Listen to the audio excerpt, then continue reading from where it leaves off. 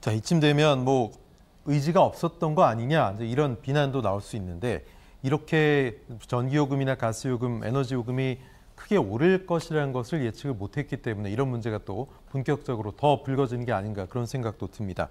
어쨌든 관리비 규모가 더 크면 커질수록 다가구 세입자들은 그야말로 바가지 관리비에 신음을 할 수밖에 없는데 윤석천 평론가님 이거 뭐 대책이 없을까요? 일단 뭐 제가 생각하기에는 악덕 임대인이 문제라고 생각합니다. 네. 웬만한 세대 같은 경우는 세대별로 다 전기 그 계량기라든지 가스 계량기를 갖다가 세대별로 다 나눠주니까 네.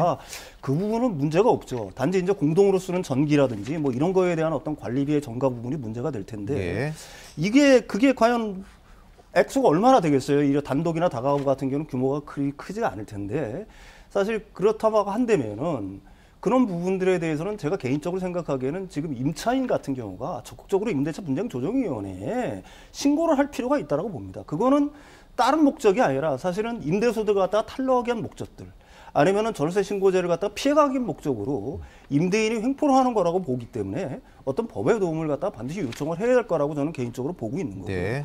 만약에 세대별로 그게 가령 뭐 계량기라든지 이런 것들이 분리가 안 되어 있다라고 한다면은 그걸 지금이라도 요구하시는 게 가장 현명한 방법이 아닐까 이렇게 생각을 합니다. 네. 문제는 법이 지금 미비되어 있는 부분이라면 뭐 신고를 한다 그래도 어떻게 큰 도움을 받을 수 있을까 이것도 약간 궁금하고 좀 의문스럽거든요. 그렇죠. 지금 뭐 근데 이제 계약을 할 때 뭐 월세 20만 원에 이제 관리비 150만 원 하더라도 양자 간에 지금 협의해서 사인을 한 상태지 않습니까? 특약 사항도 넣고요. 예, 뭐 네. 했는데 분쟁조정위원회가 두 분이서 뭐 합의를 한 상황인데 이게 조정할 대상이 아니다 이러고 지금 나왔거든요. 네. 첫째, 이거는 다툼이 있지 않습니까? 뭐 월세하고 관리비가 이렇게 차이가 나면은 분명히 분쟁이 있을 거기 때문에 분쟁조정위원회의 어떤 권리를 강화해야 되고 그다음에 이 부분은 관리비에 대해서는 통계들을 내시기 시작해야 됩니다. 예. 그거를 위해서 뭐 아까 계량기라든가 또는 관측 요원들이 나가면서 해야 이게 잡히지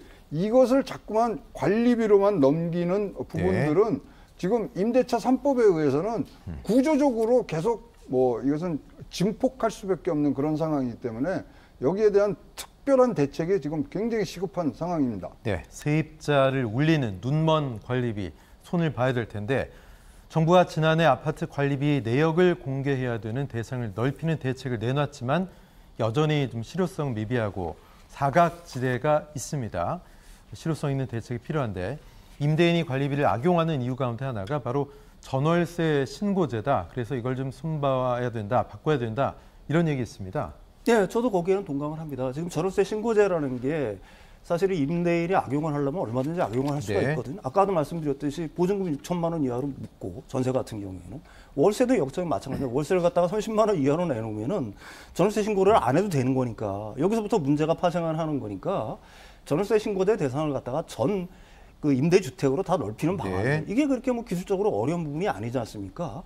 그러므로 해서 그렇게 되면은 사실 임대인이 의도적으로 가령 뭐 임대액을 갖다가 축소하기 위해서 신고를 안 하는 경우들 그런 어떤 악용 사례는 얼마든지 줄일 수가 있다고 봅니다. 네, 어쨌든 전월세 신고제 외에도 임대료 인상 규제도 좀 손을 봐야 된다 얘기가 나오고 있습니다.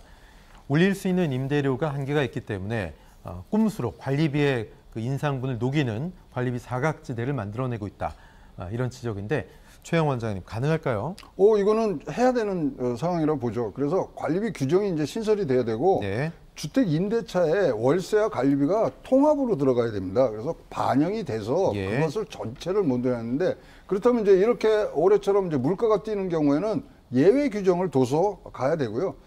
아까 앵커께서도 지적을 했지만 신고 대상을 확대를 하고 그 다음에 제일 제가 뭐 중요하게 얘기한다는 거는 공제액을 우리가 늘리면 거꾸로 내가 공제를 받기 위해서 이 통합된 것을 신고를 하면은 자연스럽게 세원이 드러나거든요. 그래서 집주인만 하는 게 아니라 세입자 측면에서 보면 공제액, 그러니까 월세와 관리비를 합해서 공제받는 부분까지도 생각을 하시면 분명히 이거는 단기간에 고쳐지지는 않겠습니다만은 제도 정착에는 굉장히 빠른 그리고 큰 도움이 될 것이라고 보여집니다. 네, 윤석천 평론가님, 그렇다면 이제 계약 과정에서 뭐 아파트나 오피스텔은 그렇다 손 치더라도 주택이나 다가구 주택 같은 경우는 좀 꼼꼼하게 세입자가 좀 챙겨야 될 부분 없을까요? 당연하죠. 이거 계약을 할 때 사실은 임차인이 너무 어떻게 보게 되면 그걸 갖다가 등한시했기 때문에 사실 이런 문제들이 발생하는 거지 않습니까?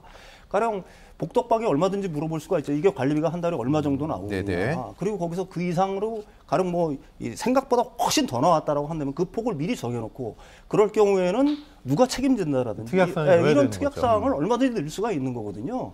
그러니까 계약상에서 계약을 하실 때 이런 부분들에 대해서는 좀 주의를 기울여야 될 필요가 있다고 봅니다. 네, 주택 임대차 과정에서 투명한 관리비 운영 그리고 부과를 위해서 제도적인 보완도 반드시 마련돼야 되겠습니다.